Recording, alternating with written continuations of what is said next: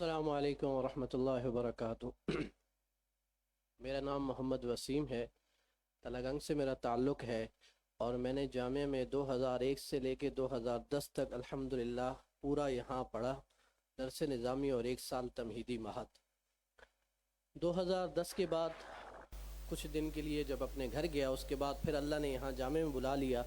फिर यहाँ शुबा तहफ़ीज़ में तदरीस के फ़राइज़ सर अंजाम दिए और वो अपने असातिज़ा और अपने बड़ों की दुआओं से अल्हम्दुलिल्लाह 2014 तक बेहतरीन अंदाज़ में यहाँ काम किया।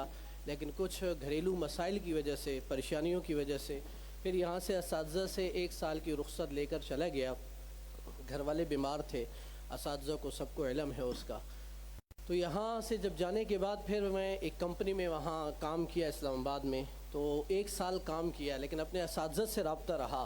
मौलाना बशीर कंधारी साहब, मौलाना सलमान साहब दामद बरकातुहुल आलिया, इनसे रब्ता रखा और बताता रहा कि क्या करूं, लेकिन परेशान था कि ये काम मेरे लेवल का नहीं है। बहरहाल वो 1 साल तक काम अल्हम्दुलिल्लाह किया। उसके बाद एक जगह इस्लामाबाद में किसी ने ख़रीदी नहीं बल्कि वैसी नमाज़ पढ़ाना शुरू कर दी और उसके बाद उस जगह पर मस्जिद बनाई। अल्लाह के फजल करम से, असातिज़ा की दुआओं से।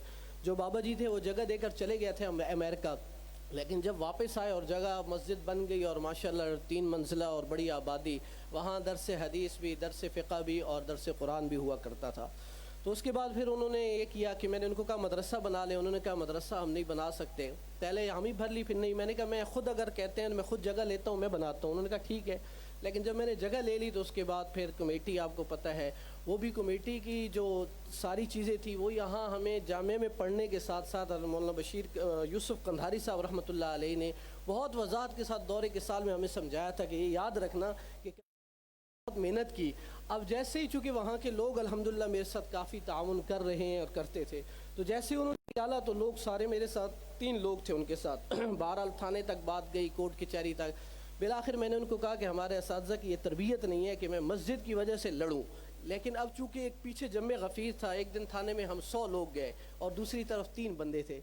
लेकिन मैं अब उनसे जान नहीं छुड़ा सकता था कि किसी तरीके से जो है ना निकल जाऊँ। बल्कि जो कमेटी वाले थे उन्होंने मुझे रातों रात ये कहा, आपको पैसे भी देंगे मदरसे के लिए और आपको तनख्वाहें भी दे दें 1 साल के लिए, लेकिन आप चुप करके केस से हट जाओ। लेकिन मैंने कहा यार ये बात नहीं है कि रात के अंधेरे में मैं सौदा कर लूँ और अपने लोग जो पीछे इतने मुखलिस लोग हैं उनको शुरू करते हैं। एक बात का आप तमाम हजरात ख्याल रखिएगा कि कारगुजारी के लिए 3 मिनट का वक्त तय किया गया। इससे बेहतर यह है कि हम अपने मदरसे पर तवज्जो दें। अल्लाह का करम ये हुआ, असातिज़ा की दुआएं थी। हज़रत उस्ताद मौलाना कासिम साहब, हज़रत उस्ताद साहब दामद बरकातुहुल आलिया तक बस ऐसे दुआओं का सिलसिला रहा, लेकिन कभी ये पैगाम नहीं पहुँचाया। कई बड़े बड़े मौलवी साहिबान कहते थे कि, अब मैं उस्ताद साहब तशरीफ़ फरमा इसलिए बता रहा हूँ कि आप जिस मदरसे से पढ़े हुए हैं वो तो माशाल्लाह फ़ौज वालों को जो है ना बहुत करीब है, तो एक फ़ोन करवाएंगे तो आपका मसला हल हो जाएगा। तो वो मौलवी साहब एक इस्लामाबाद के मायनाज ख़तीब हैं, उन्होंने मुझे कहा। लेकिन मैंने कहा मैं कभी भी इस तरह नहीं करूँगा कि अपने हज़रत को इस छोटे से मसले के लिए जो है ना ये कहूँ कि तकलीफ़ दूँ।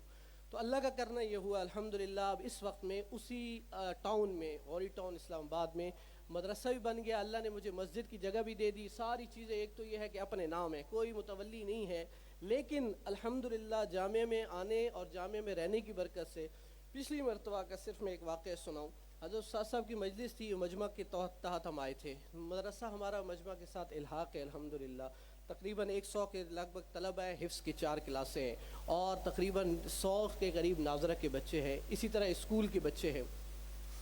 तो हज़रत उस्ताद साहब की एक बात जो थी कि अपने इदारे को मुस्तहकम बनाओ और अपने पाँव पर खड़ा करो। आप यकीन जाने के साथ मैंने जो है ना यही काम किया। अल्हम्दुलिल्लाह जो 2 महीने 3 महीने गुजरे हैं, लेकिन अब हमारे मदरसे का सारा ख़र्चा, वज़ाइफ जितने भी हैं, बिल हैं, जितने ख़र्चे हैं, सारा मदरसा है। उससे पहले मैं महीने परेशान होता था। तो आने का मुझे ये यहाँ इतना फ़ायदा होता रहा उस्ताद साहब की मजलिस में।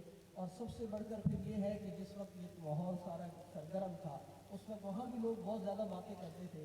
लेकिन आज अल्हम्दुलिल्लाह ये है कि मुझे बहुत खुशी होती है कि हम जिस इदारे के साथ जुड़े हुए हैं उस इदारे ने हमें एक एक लम्हे पर हमारी रहनुमाई कर रहा है, एक एक कदम पर। यकीन जाने कि आपको भी अल्लाह आप सबको लेके आए। और मैं तो ये दुआ करता हूँ कि अल्लाह उस्ताद साहब को सेहत दे इंशाअल्लाह। पिछली दफ़ा हमने सालाना प्रोग्राम करवाया था, जामे की कॉपी की थी माशाअल्लाह। मजमा के मसूल रावलपिंडी के आए थे, उन्होंने इनामात तकसीम किए थे।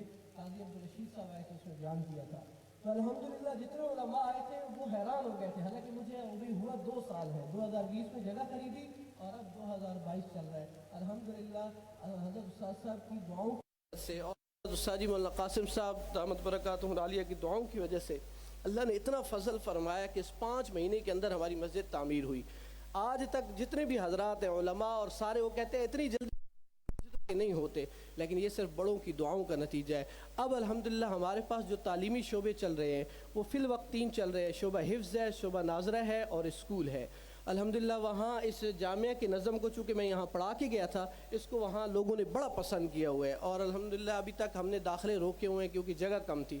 اب الحمدللہ مسجد ہو گئی، تو میں یہ آپ سب سے گزارش یہ کروں گا کہ ہمیشہ اپنے بڑوں کے ساتھ جڑے رہنا چاہیے، اور پھر خصوصاً مجھے جامعہ میں تو یہ جامعہ سے یہ پیغام ملتا ہے اور حضرت استاد صاحب کی سوچ سے کہ اعظم راسخ ہو تو خود صدا دیتی ہے منزل، اور کوئی بھی راہ مشکل نہیں ہوتی۔ جب بھی عزم کسی چیز کا جامعہ نے کیا، اللہ نے اس کو کیسا وجود بخشا، تو بس اسی نیت سے چل رہے ہیں۔ اور یہ حضرت استاد صاحب اور جامعہ کا اسی طریقے سے مسجد میں ذکر کی مجلس بھی ہوتی ہے، مسجد میں درس قرآن بھی ہوتا ہے، تعلیم بالغان بھی ہے، تو الحمدللہ لوگ اس سے بڑے مطمئن ہیں۔ اور پہلے جو لوگ کہتے تھے کہ آپ الحاق نہ کریں، ابھی میں آ رہا تھا تو ایک مفتی صاحب کی کال آئی کہ بھائی مجھے مجمع کے ساتھ الحاق کرنا ہے، اس کا کیا طریقہ کار ہے؟